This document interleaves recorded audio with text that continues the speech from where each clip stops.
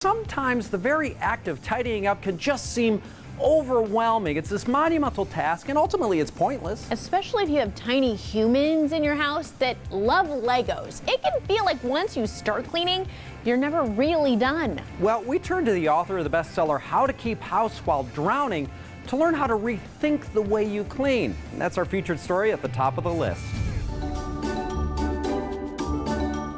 Wash the dishes, fold the laundry, make the bed, vacuum, dust. I'm tired just talking about it. I think it's important to remind people that it's a pretty human experience to struggle with those tasks. Licensed therapist Casey Davis started posting TikTok videos of her cleaning during the pandemic. I was posting videos of me cleaning my house and talking about ways to sort of navigate that when you feel overwhelmed. And since I'm a therapist by trade, I sort of just mentioned, if you have mental health issues, if you're really stressed or burnt out. So many people related that her online audience has grown to over 1.5 million. And last year, she released a book, How to Keep House While Drowning.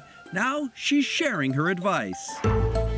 Starting with the 5 things method. So I've always been overwhelmed by big mess. And so in my early 20s, I started telling myself, okay, even though it looks like there's hundreds of items in this room, there's really only 5 items in this room. She puts things into these 5 categories: trash, laundry, dishes, things that have a place, and things that don't. And I found that if I stay in that room and I just go down category by category, then I can move faster, I'm less overwhelmed, and more efficient. She says you want to give your brain multiple little finish lines, so as you complete them, you feel more motivated. And then it also prevents decision paralysis. I know it sounds silly, but if you just look at a sea of items and you go and pick up one item, your brain has to take in the visual stimuli of what that item is, decide what it is, and then go, okay, where does it go?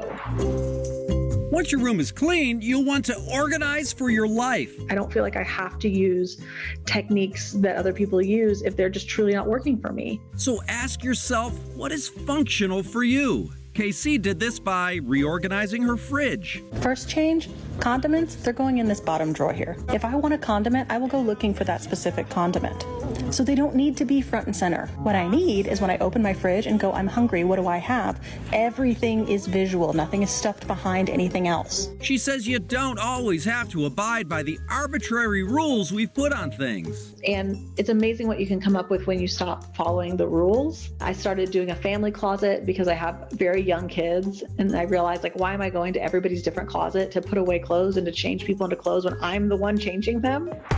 And remember, you can't fail a system. So if Marie Kondoing isn't your thing, it's okay. So if you do start on some idea, whether it's mine or Marie's or anyone's, and you find that you're just not keeping up with it, it's not because you are failing. It just means that isn't the right system for you. And even though a lot of us love a good home organizing show, it should only be for motivation. Like when we watch TV and see spaces, when we get Better Homes and Garden magazine, when we look at the Home Edit, it's supposed to be for inspiration, not an indictment. We're redoing the way you clean your home at the top of the list. Well, a lot of people are decluttering for the new year, but while the focus is on closets or garages, there's something else that'll benefit from a good clean out: your computer. It takes work, but Jackie Denker is in delete mode and showing us how to fill that trash folder. Ugh, the dreaded thought of cleaning out a computer. This really gives me a lot of anxiety because my computer is a mess. And why put ourselves through this torture? Cleaning out your computer helps the computer run faster. So to show us how it's done, we turn to founder and CEO of Marcus Networking, Eric Marcus. Let's start by cleaning out our deleted items folder. You have about 87,000 items that you have not deleted. This is embarrassing. A little bit. So this is the stuff that I've already deleted? Correct. So every email that you delete goes to your deleted items folder. That takes up space in Outlook. Yeah, apparently this folder is for backup, in case you wanted to bring back an email you didn't mean to delete. So what if we have Gmail, Yahoo, other emails other than Outlook? It all applies the same. You can just simply click on deleted item, right click, and you can go down to empty folder. I just feel like a weight off my chest. That's great. Bye-bye to 87,000 emails I thought I deleted.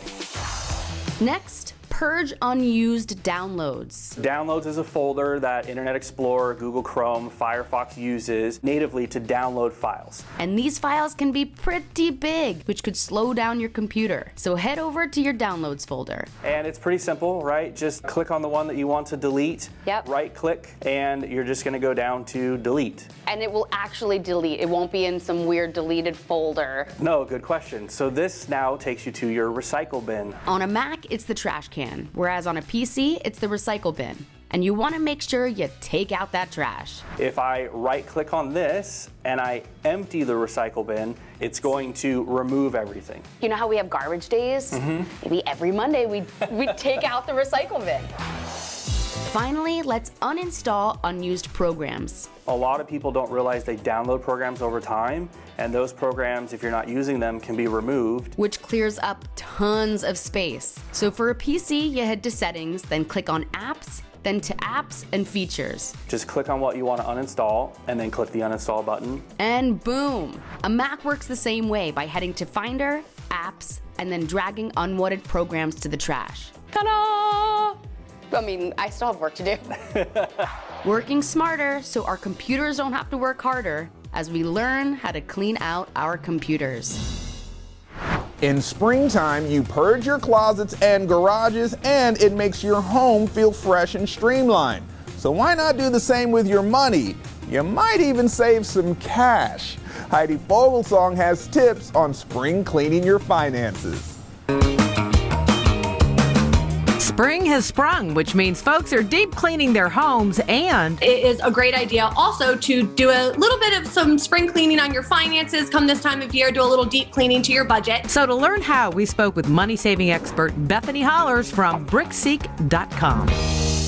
Her first tip, start selling. It's a great time to jump into your spring cleaning and turn it into some really quick cash. You can set aside clothes that you haven't worn in 6 months or a year, or even books or video games that you've already read, that you've already watched, or even just things around your house. And put it online. Join the online yard sale groups that are local to your area. Facebook Marketplace is an amazing platform where you can unload. Apps are an option too. Apps like OfferUp. And then, of course, there is always the go-to of eBay. Wherever you decide to list your items, snap a few good pictures and good lighting of your item. Make sure that you're providing an accurate description of the item and its condition.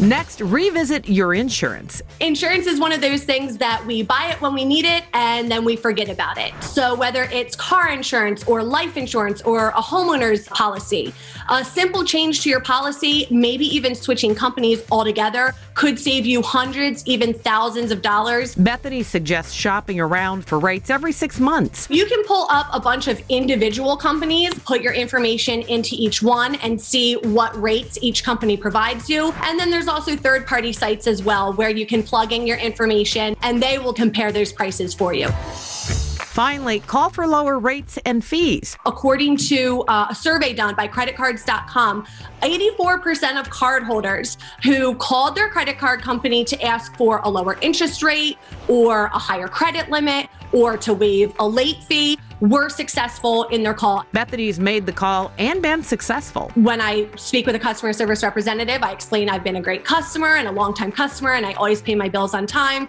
And it slipped my mind. And 100% of the times I have been successful. We're sprucing up our bank account by cleaning up our finances.